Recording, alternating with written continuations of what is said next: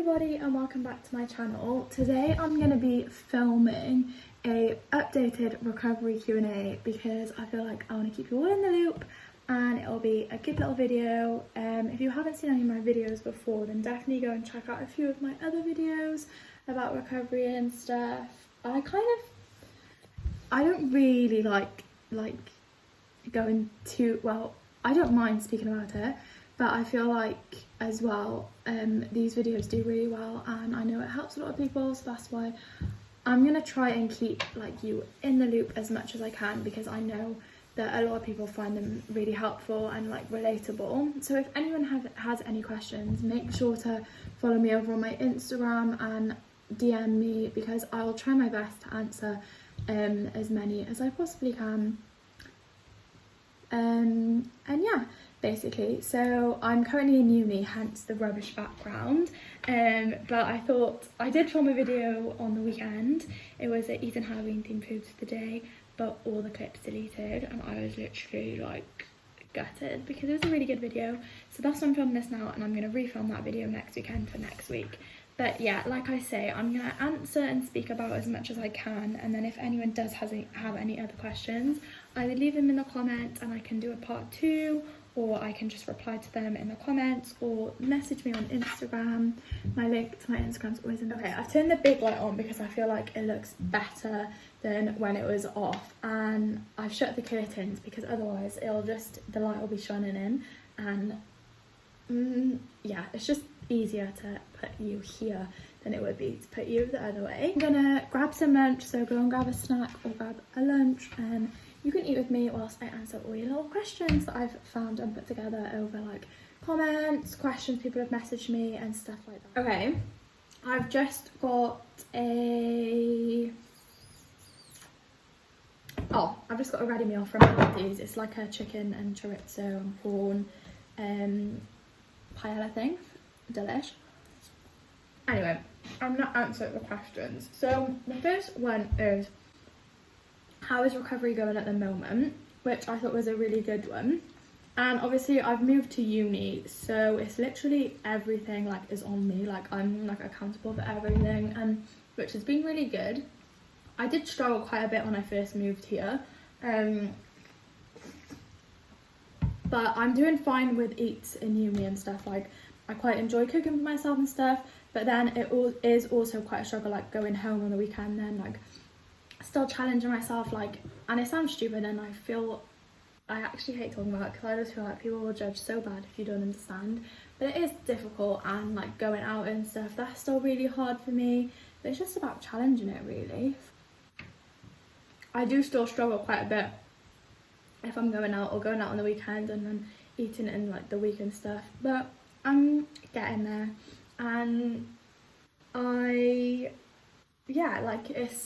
it is hard, but it'll be okay. And I think for me, obviously doing YouTube videos really helps because I'm constantly challenging it, with different challenges, when I did what my boyfriend eats in a day, or when I did the Halloween video, that really challenged me and stuff like that. So I really do enjoy doing videos like that, because obviously it's good, it keeps up with recovery and stuff like that, which is fun and good, and obviously is what I need to be doing, because there's no point of, I think I did nearly relapse and I was so close, and I just keep thinking, the thing in the back of my mind is now I cannot have a shit Christmas. The past 2 Christmases have been the worst times of my life, so that's something that's really keeping me going. But yeah, so if anyone has any video ideas where I am able to challenge myself, then let me know. Obviously, if anyone thinks there's any things I could do which would help them, then let me know, eating people's fear foods, or I do quite a lot over my TikToks, so go and comment on my TikTok and I'll try and do it over there. And yeah, with regards to what helps me in recovery, there's so much, obviously being around family and friends, keeping busy. I really like to literally keep myself so busy where I'm literally non-stop all the time, because it helps me to feel better, and then I don't have to sit around overthinking things. I'm literally doing something all the time and then I'm fine. That was quite difficult when I moved here, because obviously it's a new environment, I didn't know anything, I wasn't really doing anything all the time, but getting used to it now.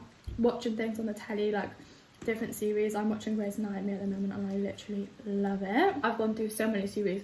Grey's, I've started Gavin and Stacey. I'm watching EastEnders. There's so much to do to keep busy and keep my mind off things and like focus on something else. So definitely that. And also speaking to family and friends, I struggle so much with communicating with my mum and my family, even my boyfriend, like everyone. I really struggle. So trying to communicate and tell people, because at the end of the day, people just want to help you. They don't want to, like, they want you to be better and they want you to be okay. So communication is a massive thing, and it's something that I need to work on. So making sure I'm communicating with people, telling people how I feel. Like, for example, on the weekend I went out for food and I was really struggling and I just didn't communicate, and I ended up just arguing with my mum because I was like, just leave me alone, like stop asking me questions, blah blah blah. And that's because I didn't tell her how I was feeling. Whereas if I would have just been like, oh mum, look, I'm actually really struggling, let's just go for food, you pick where we're going, blah blah blah. And instead of like explaining and communicating, we ended up arguing because I didn't communicate. And then it's not her fault, it's not my fault, but if I would have just said, oh mum, I'm really struggling, it would have been a better outcome for the both of us. Fun fact, before I went on holiday with my boyfriend, you would have never caught me eating a prawn. And then I went away with my boyfriend and his family to Mallorca, and they ate so much seafood, even though my dad eats seafood. So the next one is about extreme hunger. I've literally just written extreme hunger because I get a lot of questions about extreme hunger, obviously, on my videos where I have had extreme hunger. So I thought I'd just talk about it. It is the hardest thing to explain to someone, and unless you've seen someone go through it or are going through it, no one will understand you. You've just got to honour it. And I used to hate when people say that. I used to get like so upset. If I can find a video, I'll attach it. And I used to literally like hysterically cry my eyes out because I used to hate myself that I had to eat as much as I did. But you've got to remember, you've literally starved your body of so much energy, so much, like, it's constant starvation. So your body, as soon as it hits food, like, it's like, oh my god, alarm bells. Like, for example, I don't really have extreme hunger anymore, but I hadn't had cereal for ages. On the other day I had cereal and I ended up having 3 bowls in that day because my body, not that but I've been at uni, I just haven't had cereal here, and I had 3 bowls and I had to let my body do that because that's what my body wanted. And it's really difficult to come to terms with the fact that your body wants more and more of what you're giving it, but at the same time, your body wants what your body wants. You've got to give your body what your body wants, because otherwise you're going to be in no better of a situation in 3 years time, in 4 years time, in 5 years time. And the longer you ignore the extreme hunger, the worse, like, you're not helping yourself. The longer you ignore the extreme hunger, the longer it'll go on for. And even I sometimes still struggle with the fact that I'm hungry some days more than others. And I think there's a question in there about sleep. Like, I still struggle with sleep sometimes. If I'm hungry, I don't sleep.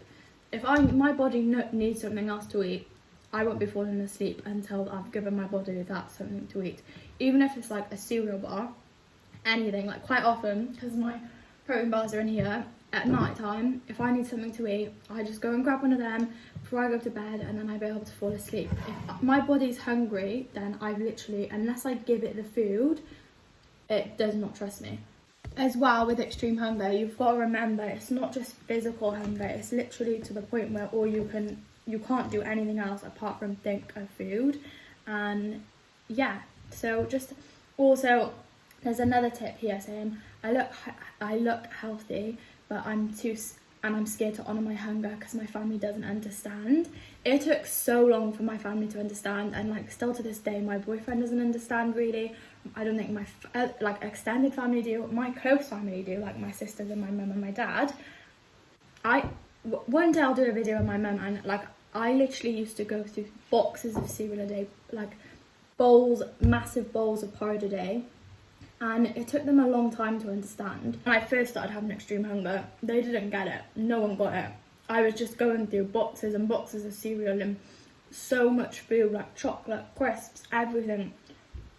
I'll leave a link in the description to one of my extreme hunger videos, because it used to be so much food, and some days I'd eat even more than I did in those videos. And even like then, until they understood it was really hard. But if you know in your brain it's right, then do it. You do just have to accept the fact that your body is going to change, as hard as it is. But until you honour that mental and physical hunger, then your brain, like, it needs to be rewired, it needs to be fixed. So, but maybe just try to explain to your family, try speaking to your family, maybe try and find some videos on YouTube that explain it a bit better.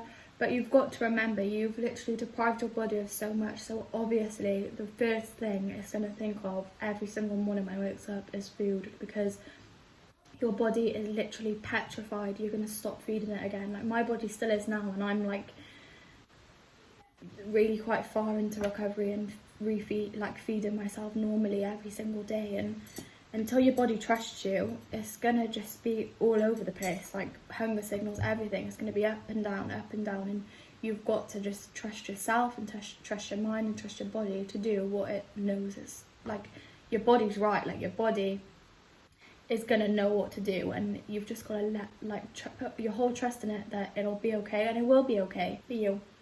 The next question is, did you ever struggle with sleep? Which I've already talked about. I did struggle with my sleep. I still do struggle with my sleep sometimes, but when I was really, really not well, I literally didn't sleep. I would be up all night long really badly, and it used to be horrendous. It used to be horrible. Or I'd wake up like crying, or I'd have night sweats. Is a big thing that people don't talk about in recovery. When I first started to gain weight, I wake up in the night in pools of sweat, because obviously my body wasn't used to it, and it was doing all like, it was getting used to like me feeding it again. And I used to wake up so sweaty, boiling hot. I literally would be freezing cold, and I'd have to be literally with no clothes on because I was so hot. So that was another thing when I was in recovery. Like, I would waking up all the time in night sweats and stuff like that. But I did struggle with my sleep, and sometimes I still do. If I haven't fueled my body enough, then I won't sleep. So yeah, I've just finished my lunch. It was delish. But yeah, with sleep, it was definitely like difficult for me, because it drives you, if you can't sleep, it literally drives you insane. And when I was really ill, I remember I used to literally sit, my dad used to sit up with me, we used to pull all nighters together, because I never used to sleep. The final, there's another question, did you ever wake up in the night with hunger?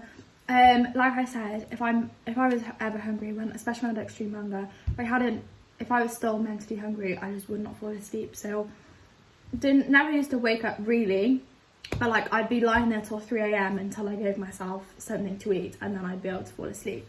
It's like your brain is like telling you, if you don't eat something right now, then you're not going to sleep. So yeah, that was my kind of thing that I used to have. But I do know lots of people who wake up in the night because of hunger, and that's completely normal. So if that is happening to you, then feel your body, because it knows what it wants, and just gotta trust yourself. I feel like I repeat myself a lot in these type of videos, but yeah. And then the last question is, any helpful recovery accounts? So there's a few that I really like following. Anna Archer is really good. Brooke Payton. There's quite a few. There's a girl called, I don't want to get her name wrong, so I'll just leave a few in the description box for you. Yeah, there's definitely a good few that I would recommend. I'll just leave it all in the description box, but definitely Brooke Payton, Anna Archer is really good. Who else can I think that I follow?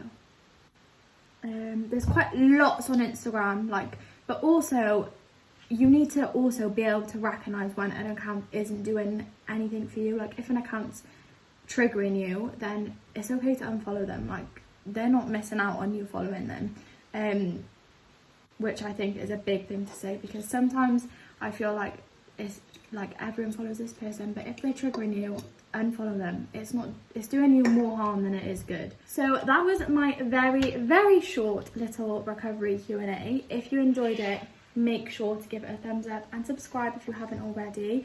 And if there's any more questions, then definitely leave them down in the comments, and I will try my best to answer them all as much as I can. I'll probably do a part 2 of this video if I have any more questions, and I'll get back to you as quickly as possible. So thank you for watching. I hope you're all well. Send you all so much love, and I'll speak to you all in the next video. Bye guys.